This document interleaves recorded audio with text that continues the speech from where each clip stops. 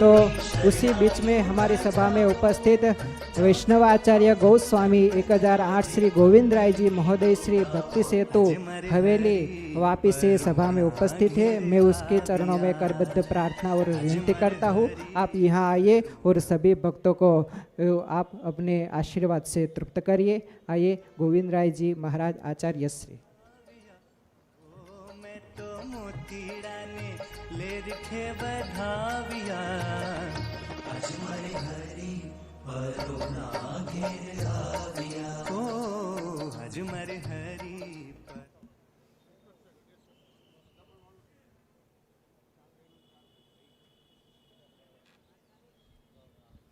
Hello hello.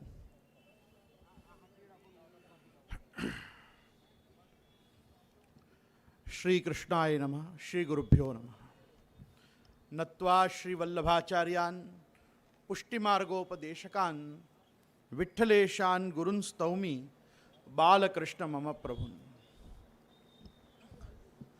मंचस्थ Virat Hindu धर्म सम्मेलन और हमारी हिंदू धर्म सेना के यहाँ मंचस्थ उपस्थित अध्यक्ष श्री, उपस्थित सभी संत महानुभाव और सन्मुखस्थ समस्त भगवत भक्त, देशभक्त, गौ भक्त, राम भक्त और धर्म प्राण हैं जिनके, ऐसे हमारी सनातनी सेना, आप सभी को मैं गोस्वामी गोविंद राय सादर नमस्कार करता हूँ।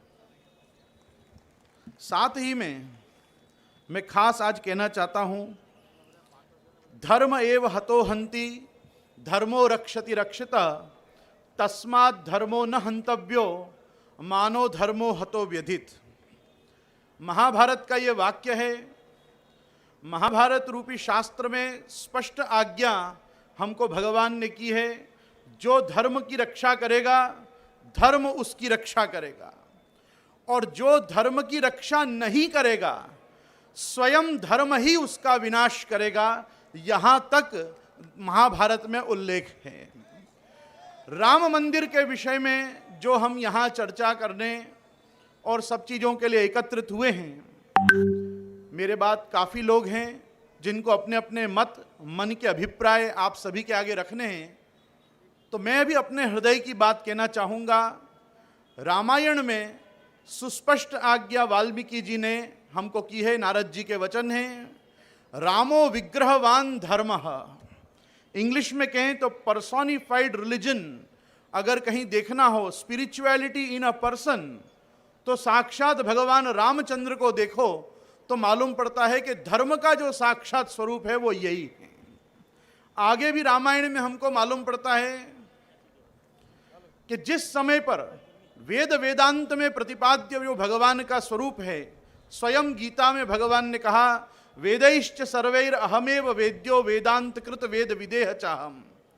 वेद और वेदांत में जो जानने लायक तत्व है, शास्त्र में जो तत्व है, वो मैं स्वयं हूँ। वो भगवान श्री कृष्ण के जो वचन हैं, उस चीज के लिए रामावतार में भी वाल्मीकि रामायण का स्पष्ट उद्घोष है, वेद वेद्ये परे पुंसी जाते दशरथात्मजे वेदः प्राचेत सादासीत साक्षात रामायणात्मनः।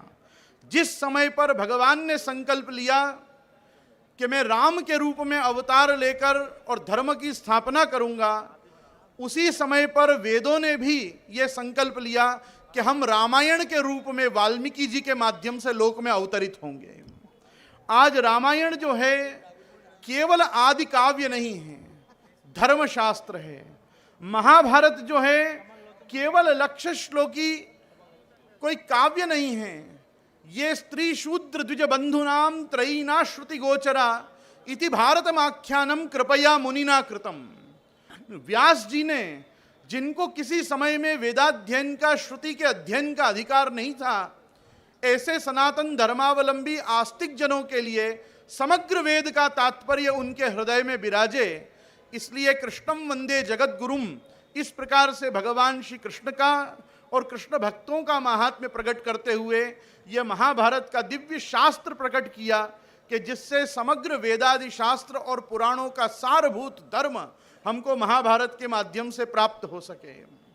हम यहाँ ये वार्ता कर रहे हैं कि जिन भगवान रामभद्र के लिए हम एकत्र होते हैं, जिनको हम हमारी संस्कृति का मेरुदंड मानते हैं, उन रामचंद्र जी की भक्ति करने में धर्म की सेना को एक और कार्य करना पड़ेगा, और वो केवल राम मंदिर बनाने का नहीं है।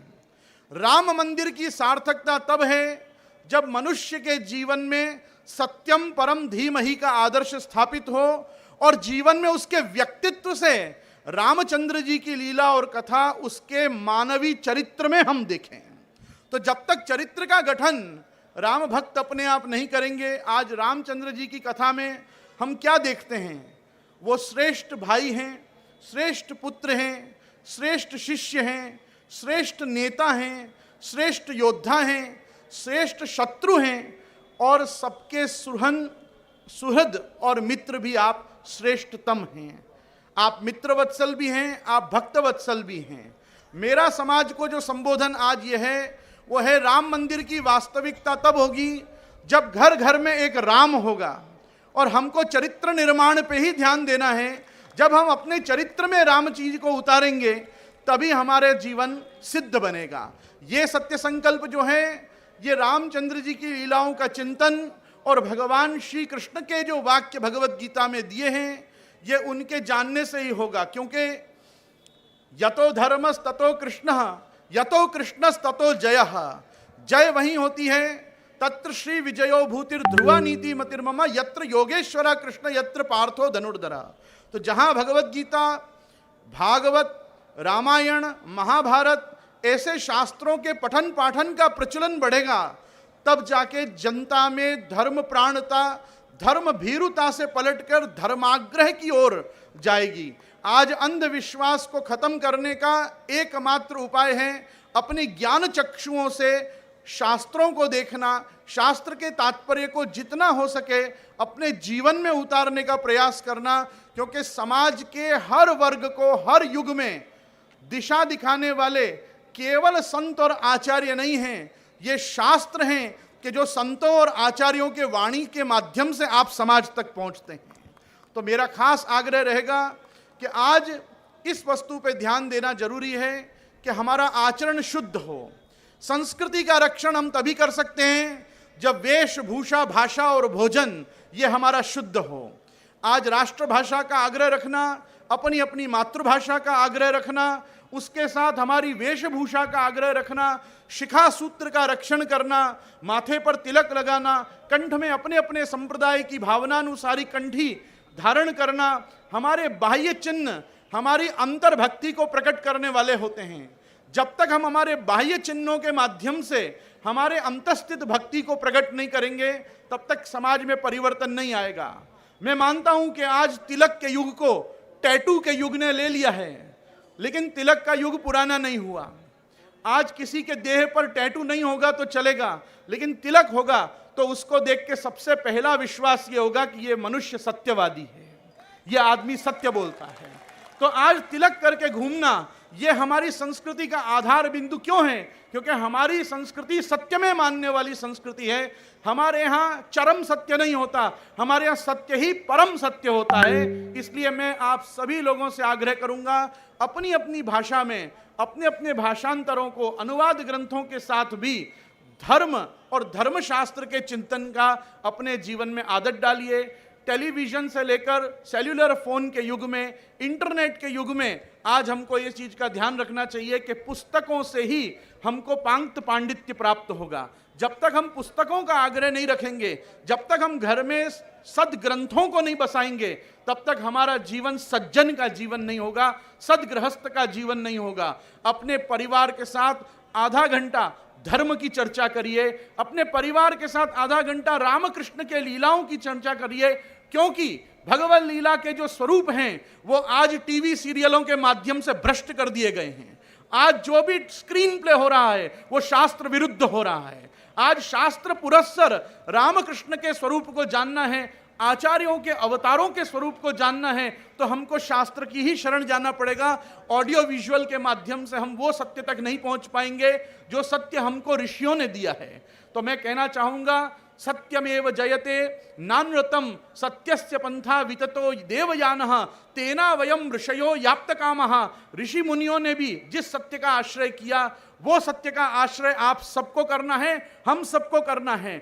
आज मुझे बहुत प्रसन्नता है कि इस हिंदू धर्म सेना का मैं एक अविभाज्य अंग रूप से आज माना गया। मैं अखिल भारतीय संत समिति को और आप सभी धर्मप्राण हिंदू समाज को मैं ये कहना चाहूँगा, आपके हिंदुत्व का रक्षण आपके ज्ञान पे निर्भर करता है। बस इसी के साथ मैं यहाँ सभी संतों को पुनः एक बार नमस्कार करता हूँ और आप सभी को खूब खूब ये मेरी तरफ से एक सुझाव, सलाह, आग्रह और आज्ञा देता हूँ कि जितना हो सके शास्त्रों का आग्रह रखिए।